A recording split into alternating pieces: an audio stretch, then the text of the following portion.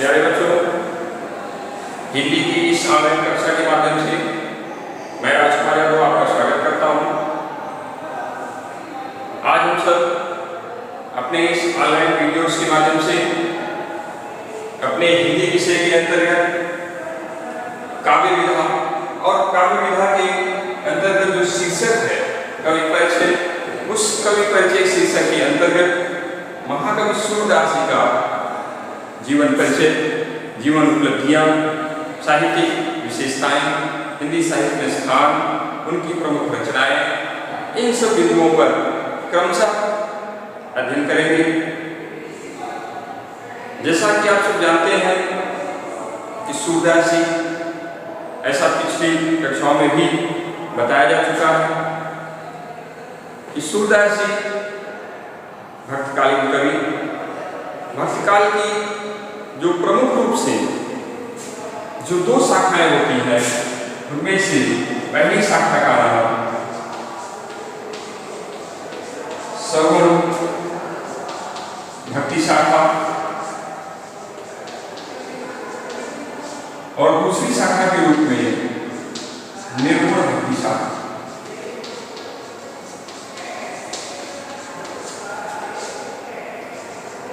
दो शाखाओं के रूप में जब भक्ति काल का विभाजन होता है तो ये भक्ति काल दो रूपों में हिंदी साहित्य में उभर कर सामने आता है। पहला सगुण भक्ति शाखा, दूसरा निर्गुण भक्ति शाखा। आगे चलकर ये भक्ति शाखा का, भक्ति काल का सगुण भक्ति शाखा भी अपने दो रूपों में निकलकर सामने आता है। पहली शाखा का नाम रामाश्रयी काव्यधारा और दूसरा कृष्णाश्रयी।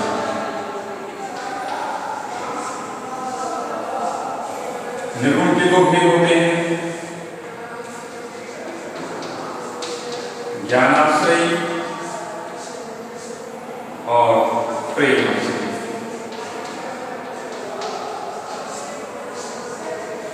जानकारी के लिए, क्योंकि हम भक्तिकाल के एक ऐसे कवि को पढ़ाने चल रहे हैं, उनके बारे में जानकारी लेने चल रहे हैं कि जो कि एक अपने युग का युग प्रवर्तक कवि के रूप में हिंदी साहित्य में उभर कर सामने आता है।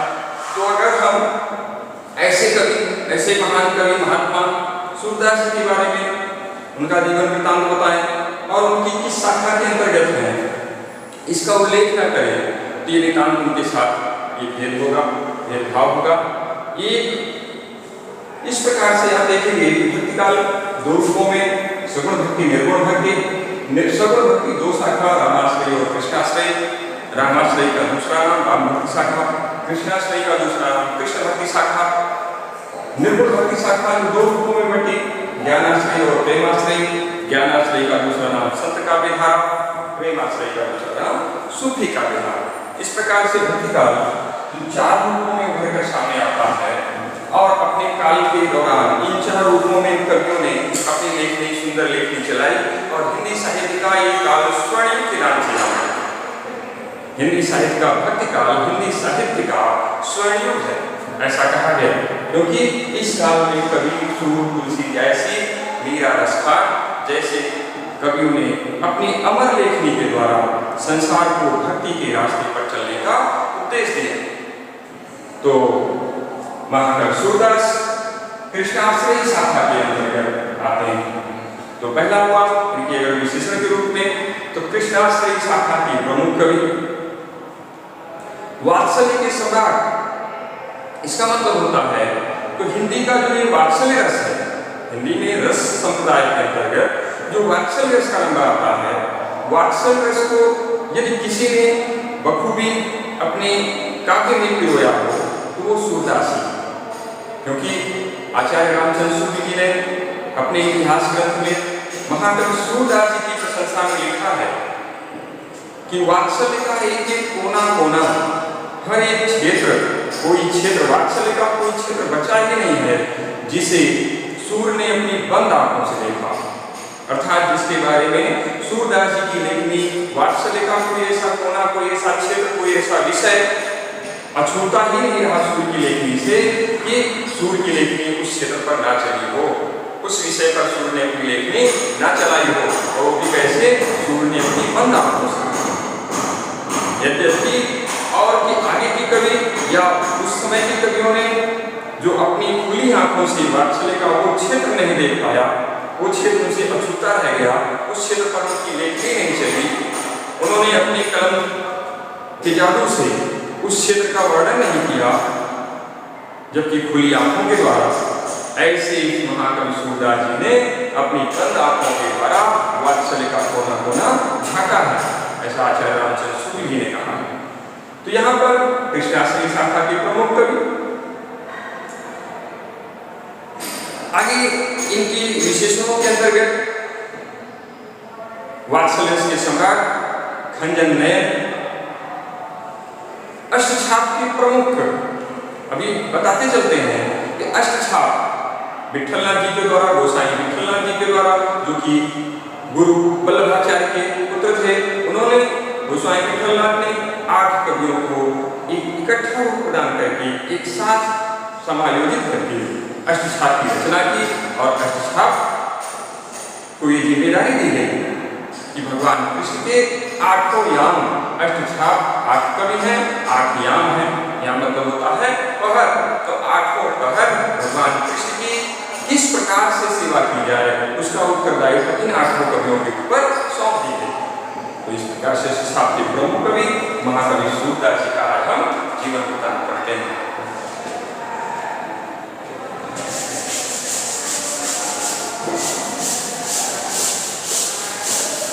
महाकवि सूरदास जी का जन्म,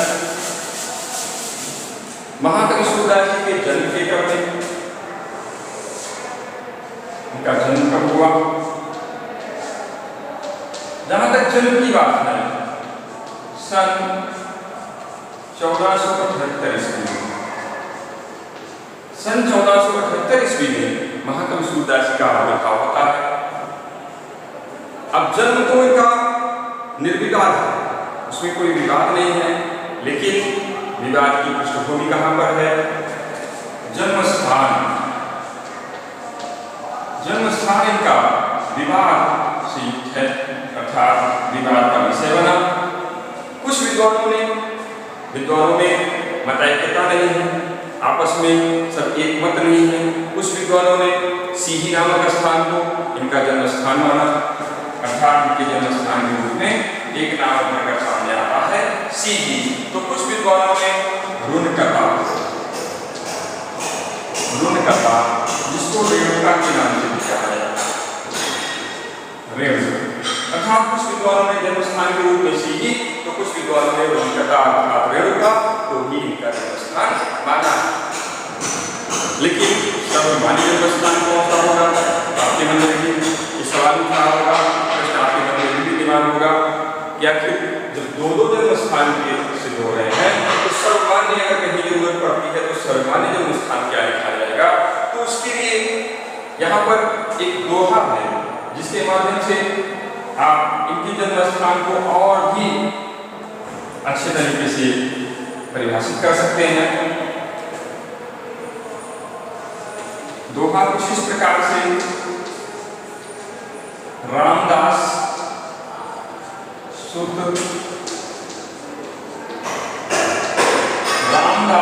सूरदास ने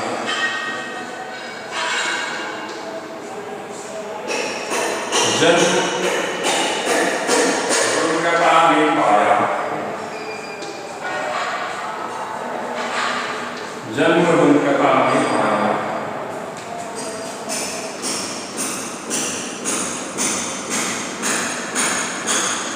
गुरु वल्लभ उपदेश ग्रहण कर,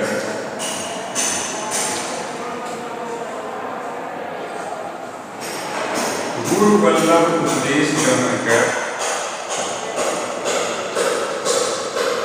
कृष्ण भक्ति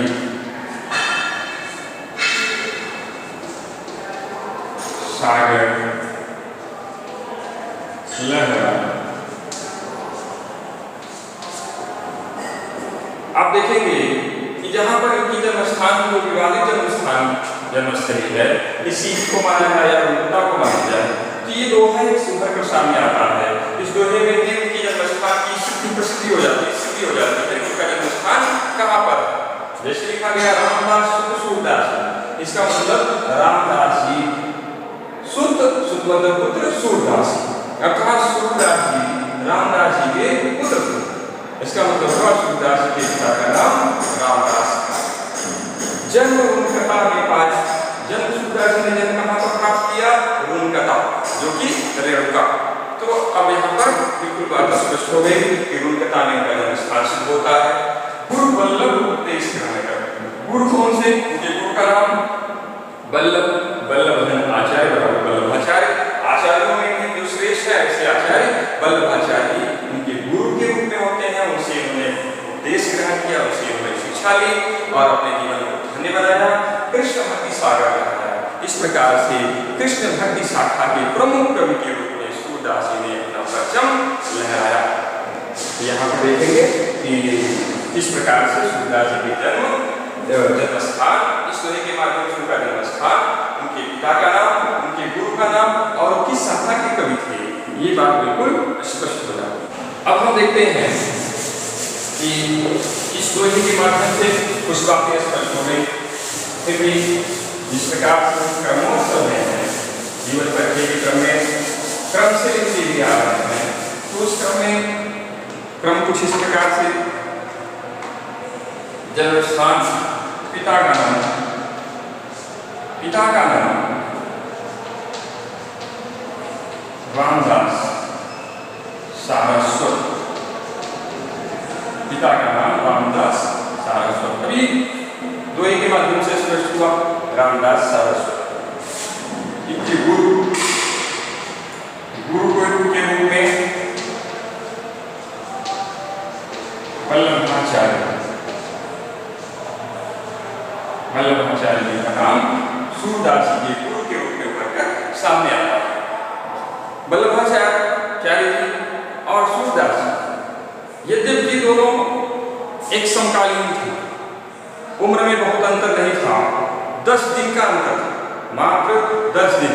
वल्लभाचार्य जी सूरदास जी से उम्र में 10 दिन बड़े थे, लेकिन गुरु गुरु होता है जिसको भी गुरु मान लिया जाए। यहाँ पर समकक्षी होने पर भी, समकालीन होने पर भी सूरदास जी ने वल्लभाचार्य जी को अपना गुरु माना। यद्यपि उम्र में बहुत अंतर नहीं था, 10 दिन का, मात्र 10 दिन का अंतर था, फिर भी वल्लभाचार्य जी सूरदास के गुरु के रूप में उभर कर सामने आते। एक किंवदंती चलती है, ऐसी बातें सामने आती हैं कि जब तक सूरदास जी का और वल्लभाचार्य जी की जब तक दोनों की मुलाकात नहीं हुई थी, तब तक सूरदास जी संसार रूपी सागर में ऐसे ही भटक रहे थे, दीनहीन अवस्था में भटक रहे थे, बेसहारा, असहाय, निर्बल। इस प्रकार से निर्बल, बेसहारा, असहाय स्थिति में सूरदास जी को भटकते हुए वल्लभाचार्य जी ने देखा, तो कहते हैं कि वल्लभाचार्य जी ने कहा, वल्लभाचार्य जी के शब्द थे, सूर हुए थे, सूर हुए थे, क्यों गिरियात है, सूर हुए थे क्यों गिरियात है, कछु प्रभु लीला गान की जो।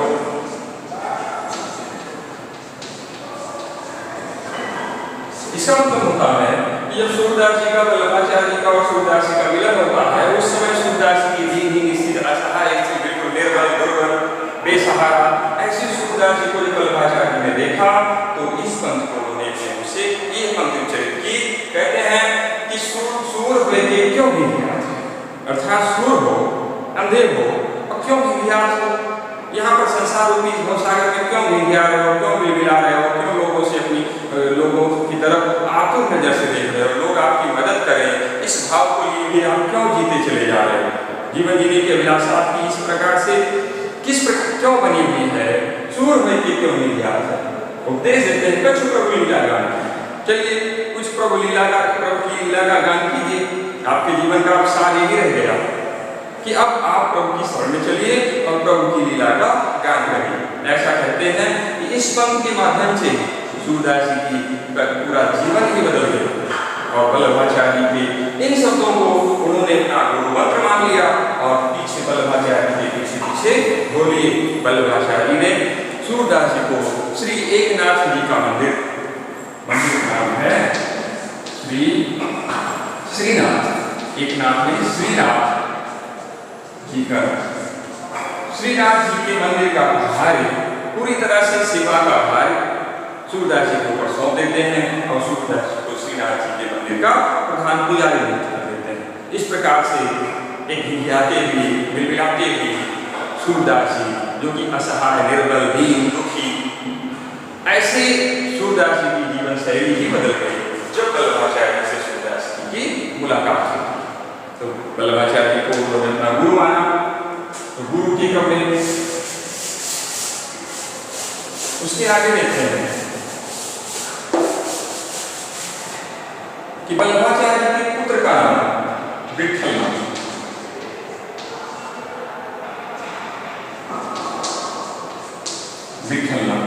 विठ्ठलनाथ के आगे एक गोसाई शब्द लगा हुआ है, इसको भी देखते चलते हैं।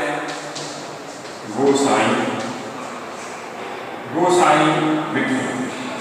विठ्ठलनाथ जी वल्लभाचार्य की मृत्यु के बाद गुरु की गद्दी पर गोसाई विठ्ठलनाथ जी आसीन होते हैं। गुरु की गद्दी पर आसीन होते ही विठ्ठलनाथ जी ने अपने द्वारा एक ऐसी संरचना की जाती है जिसका नाम उन्होंने अष्टछाप रखा। अष्टछाप आपके लिए महत्वपूर्ण सवाल है, महत्वपूर्ण जानकारी होगी कि गोसाई विठ्ठलनाथ जी ने छाप की रचना। अष्टछाप का होता है, अष्ट मतलब 8, छाप मतलब होता है मुहर, जिस पर 8 ऐसे कवि जिस पर प्रभु की मुहर लग चुकी हो, जो ये सिद्ध हो चुके हो कि ये पुष्टि मार्ग के हैं, अर्थात वल्लभाचार्य जी के उपदेशों पर ही चलते हुए जो अपनी रचनाएं दे रहे हैं, प्रभु लीला का गान कर रहे हैं, ऐसे 8 कवियों का एक समूह बना। किसने बनाया? विठ्ठलनाथ जी ने 8 कवियों का एक समूह बनाया। उन 8 कवियों का कवियों की एक लंबी सूची थी। फिर भी किस प्रकार से विठ्ठलनाथ जी ने अष्टछाप की रचना की, कुछ इस प्रकार से उन्होंने अपने पिताजी की अर्थात वल्लभाचार्य की शिष्यों की कुल संख्या 84 थी। वल्लभाचार्य के शिष्यों की संख्या 84। इन 84 शिष्यों से 4 शिष्यों को लिया और गोसाई विठ्ठलनाथ जी की शिष्यों की कुल संख्या 252। इन 252 शिष्यों में से 4 कवियों को लिया। अब इन 4 और 4 अर्थात विठ्ठलनाथ जी के 4 और अपने वल्लभाचार्य के 4 शिष्यों को मिलाकर एक अष्टछाप की रचना की गई। इन अष्टछाप के कवियों की जिम्मेदारी होती है अष्टछाप और अष्टयाम, तो दोनों का एक समन्वित रूप है। अष्टयाम 8 याम है, 8 पहर होते हैं और इन 8 पहरों के दौरान किस प्रकार से भगवान कृष्ण की सेवा की जाए, उनकी सेवा में किस प्रकार से कोई व्यवधान ना आए, इसके लिए 8 लोगों की आवश्यकता महसूस हुई और इन 8 कवियों की जो जरूरत महसूस हुई तो अष्टछाप के कवियों को जिम्मेदारी दी और अष्टछाप के योग्य कवि इस श्रेणी में आते हैं, वल्लभाचार्य के 4 और विठ्ठलनाथ के 4। तो अब आप देखेंगे कि वल्लभाचार्य के 4 शिष्य कौन से थे और विठ्ठलनाथ जी के 4 शिष्य कौन से। वो क्रमशः कुछ इस प्रकार से कुंभनदास,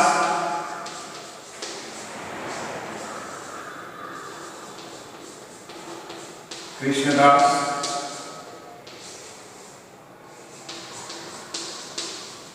सूरदास,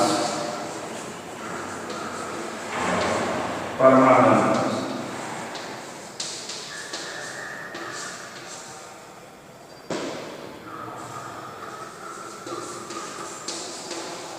शील स्वामी,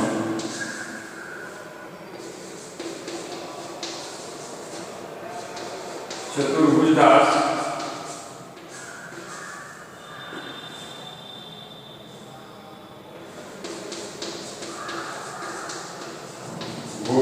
स्वामी।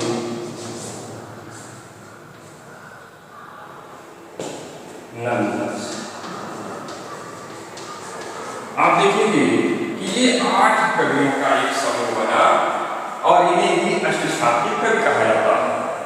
इन 8 कवियों में से जो प्रथम पहले के जो 4 कवि हैं अर्थात कुंभनदास, कृष्णदास, सूरदास और परमानंद दास, ये महाकवि मतलब महाप्रभु वल्लभाचार्य के शिष्यों की श्रेणी और क्षीर स्वामी, गोविंद स्वामी, चतुर्भुज दास, नंददास ये विठलनाथ के शिष्य। इन 8 कवियों की जिम्मेदारी होती थी कि भगवान कृष्ण की सेवा में कोई कोर कसर न रह जाए, कोई कमी न रह जाए और 8 पहरों की सेवा किस प्रकार से होती रहे। इस प्रकार से हमने अष्टशाब्द के बारे में जाना। अष्टशाब्द के बाद देखते हैं कि सूरदास जी के जीवन वृत्तांत के अंतर्गत कुछ और भी महत्वपूर्ण बातें, उन महत्वपूर्ण बातों के क्रम में जैसे कि अपने जन्म के बारे में, जन्म स्थान, पिता, गुरु, इनकी मृत्यु के संदर्भ में मृत्यु 1583 ईस्वी में मृत्यु के बारे में कहा जाता है कि 1583 ईस्वी कहाँ पर? पारसौली। पारसौली स्थान, पारसौली नामक स्थान पर महाकवि सूरदास जी की मृत्यु होती है। मृत्यु की उस वेला पर विठलनाथ जी मृत्यु की वेला पर उपस्थित होते हैं।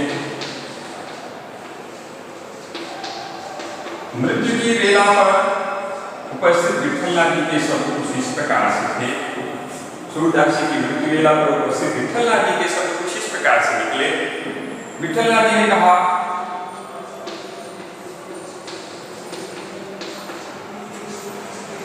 पुष्टि मार्ग का जहाज जा रहा है,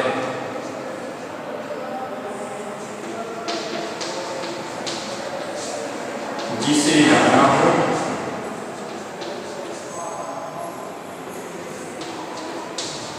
चले। कहते हैं कि सूरदास जी की मृत्यु की वेला पर उपस्थित विठलनाथ जी ने कुछ इस प्रकार से शब्द कहे कि पुष्टि मार्ग का जहाज जा रहा है। आप सोचेंगे कि पुष्टि मार्ग का जहाज कौन है? तो पुष्टि मार्ग जिसकी स्थापना, जिसके लिए पूरा जीवन समर्पित किया गोसाई महाप्रभु वल्लभाचार्य ने, तो पुष्टि मार्ग एक भक्ति का एक मार्ग है, मर्यादा मार्ग पुष्टि मार्ग। तो पुष्टि मार्ग के अंतर्गत जो ये 8 कवि थे उन्हें पुष्टि मार्गी कवि कहा जाता है और कृष्ण भक्ति शाखा के सभी कवियों को पुष्टि मार्गी जो वल्लभाचार्य जी का अनुकरण करते हुए आगे चले, उन्हीं के पश्चिम पर चले पुष्टि मार्गी कवि कहलाए। तो पुष्टि मार्ग का ये जहाज है, जहाज कौन? सूरदास। ये किसके शब्द? विठलनाथ। विठलनाथ जी ने कहा ये पुष्टि मार्ग का जहाज है। पुष्टि मार्ग को आगे जिस प्रकार से जहाज किसी व्यक्ति को अपने गंतव्य तक पहुंचा देता है, ऐसे ही ये पुष्टि मार्ग का जहाज है और आगे जा रहा है। कहाँ जा रहा है? ये प्राण पखेरु इसके उड़ गए, अनंत में विलीन होने जा रहा है। गोलोकवासी हो गया, परलोकवासी हो गया, गोलोकवासी हो गया। ऐसे पुष्टि मार्ग का जहाज आज जा रहा है, जिसे जाना हो चले जाए। अर्थात इसका साथ सानिध्य, इसका साथ और भी लोग जिसे पुष्टि मार्ग पर चलना है इसका साथ पकड़ ले। इसका सूरदास का साथ पकड़ने की बात यहाँ पर की गई। तो इस प्रकार से इनकी मृत्यु के संदर्भ में बातें हुई, विठलनाथ जी के शब्द हुए। इनकी प्रमुख रचनाओं के क्रम में प्रामाणिक रचनाएं, कुछ रचनाएं प्रामाणिक होती हैं, कुछ अप्रामाणिक होती हैं। जहाँ तक प्रामाणिक रचनाओं का क्रम है, उन प्रामाणिक रचनाओं में सूरसागर,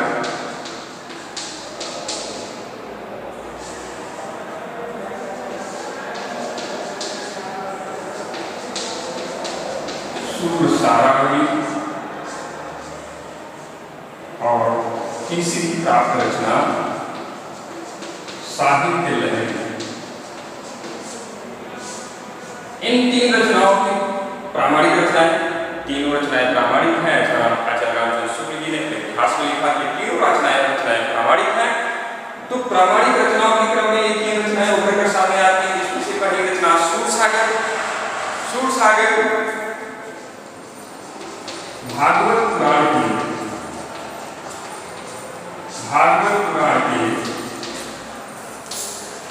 दसम स्कंद, भागवत पुराण के दसम स्कंद की जो घटना है वो सूरसागर में घटी। अर्थात सूरसागर जो ग्रंथ महाकवि सूरदास जी के द्वारा विरचित है, उसमें जो प्रमुख घटना निहित है वो भागवत पुराण के दसम स्कंद की पूरी घटना वहां पर रखी गई है। सूरसारावली, इस ग्रंथ में सूर के सार की अवली, सूरदास जी के सार मतलब होता है सूरदास जी का जो गहनतम बिंदु था, रहस्यात्मक बिंदु है, जो सूरदास जी के गुणतम शब्द थे, सूरदास जी के कहने का जो सार है उसकी अवली। अर्थात इस ग्रंथ में आप देखेंगे कि पूरे संसार को एक होली के रूप में रूपक की भांति मानकर, मतलब पूरे संसार को होली के रूप में रूपक की भांति मानकर, रूपक का यहाँ पर आलम्ब दिया गया, उपादान दिया गया, रूपक की भांति पूरे संसार को माना गया और संसार को होली की भांति माना गया, और इस प्रकार से सूरसारावली में रचनाएं की गई। जो तीसरी रचना साहित्य लहरी, इसमें कहते हैं कि सूरदास जी के जो दृष्टिकूट पद, दृष्टिकूट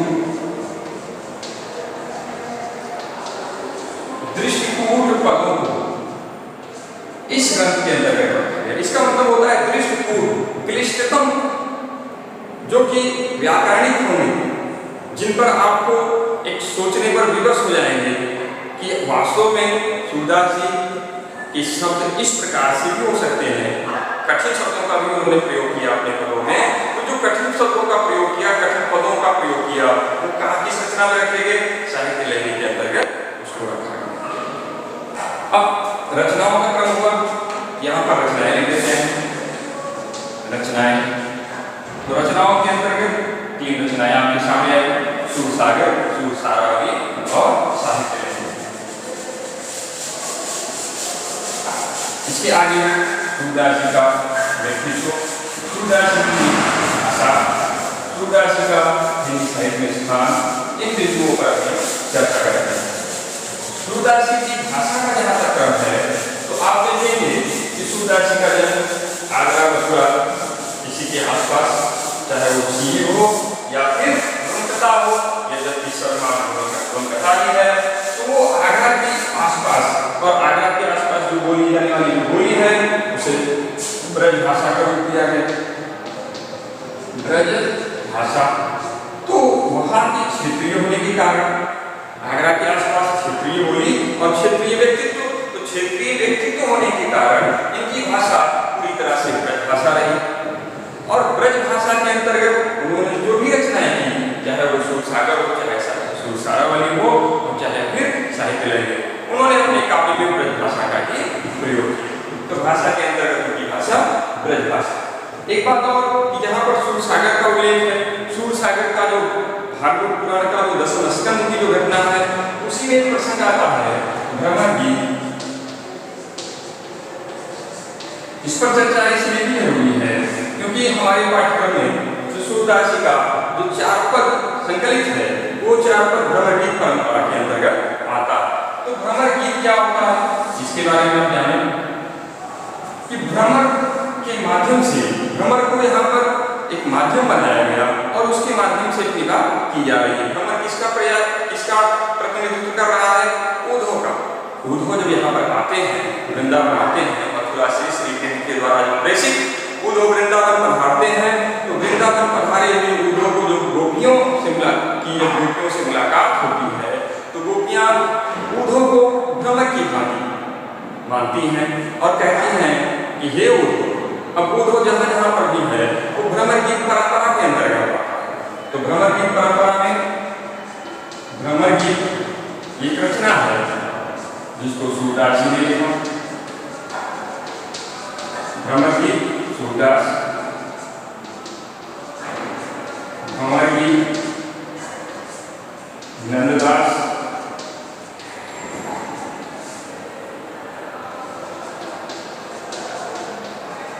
ब्रह्मगुरु सत्यनारायण कविरत्न। सत्यनारायण कविरत्न की रचना है।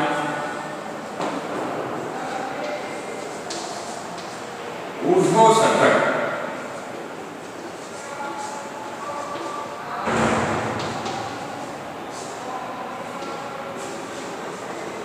जगन्नाथ दास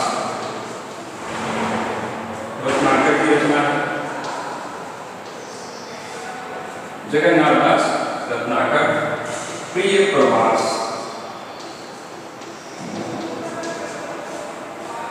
ये हरिओर की रचना।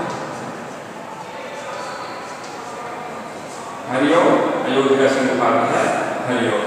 ये भ्रमर गीत परंपरा के अंतर्गत पांचों रचनाएं प्रस्तुत होती हैं, जिनमें से भ्रमर गीत सूरदास जी का और उसी भ्रमर गीत से ही अपने यहाँ पर संकलित 4 पद लगाए हैं।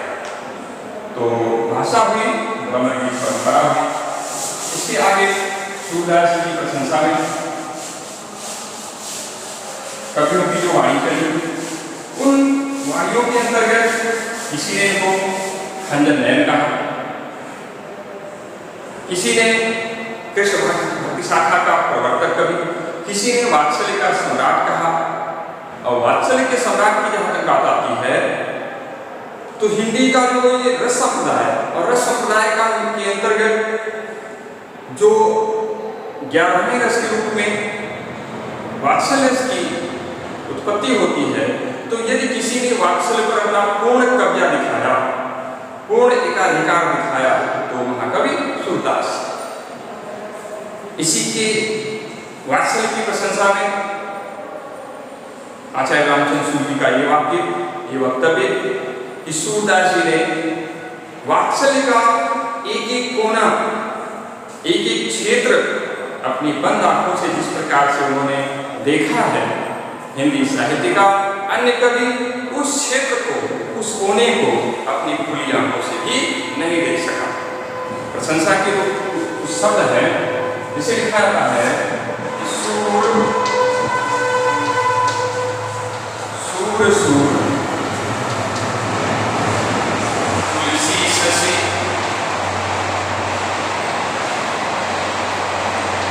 मुरुगन केशवदास।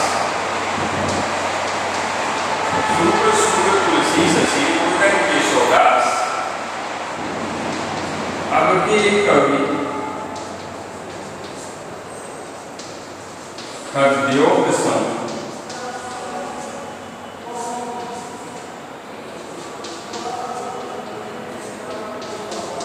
जहाँ तहाँ करत प्रकाश। आप देखेंगे कि सूर्य की प्रशंसा में बहुत चर्चित होती है कि सूर्य सूर्य तुलसी शशि। सूरदास जी हिंदी साहित्य जगत के, हिंदी साहित्य गगनाकाश के, हिंदी साहित्य रूपी आकाश में सूर्य की भांति है। जिस प्रकार से आकाश में सूर्य अपना परचम लहराया करता है, उसी प्रकार से हिंदी साहित्य में सूरदास जी का एक, सूरदास जी हिंदी साहित्य में सूर्य की भांति है, तुलसीदास जी हिंदी साहित्य में चंद्रमा की भांति है, मुरुगन केशवदास और हिंदी साहित्य के कठिन पद्य के प्रेम केशवदास जी हिंदी साहित्य में तारागणों की भांति हिंदी साहित्य आकाश में विद्यमान है। अवृत्ति कवि खद्योग सम, यहाँ पर एक जोड़ की गई कि जो आप आजकल के जो कवि हैं वो खद्योग के सम है, मतलब बराबर खद्योग जुगनू। आजकल के जो कवि हैं वो तो एक मात्र जुगनू की भांति है। जुगनू का काम क्या होता है? जहाँ तक कर प्रकाश, वो कहीं यहाँ प्रकाश करता हो, कहीं वहाँ यत्र तत्र प्रकाश बिखेरता हुआ। तो आजकल के कवियों की गणना तो बिल्कुल नगण्य है। उनका बस 4 दिन की चांदनी फिर अंधेरी रात, अर्थात उनका कोई अस्तित्व नहीं है। हिंदी साहित्य के 3 महाकवियों का, 3 ऐसे मूर्धन्य कवियों का यहाँ पर प्रशंसा।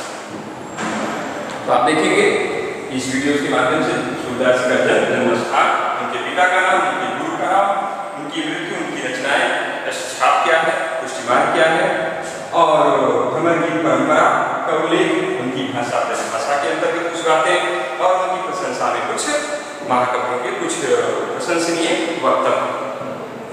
तो प्यारे बच्चों, आज का वीडियो यहीं पर समाप्त होता है। आशा है कि इस वीडियो के माध्यम से आप महाकवि सूरदास जी का जीवन परिचय अच्छी तरह से तैयार करने में सफल होंगे। आप जहां भी रहें स्वस्थ रहें, सुरक्षित रहें, इसी मनोकामना के साथ अगले वीडियो में फिर से मुलाकात होगी। तब तक के लिए धन्यवाद।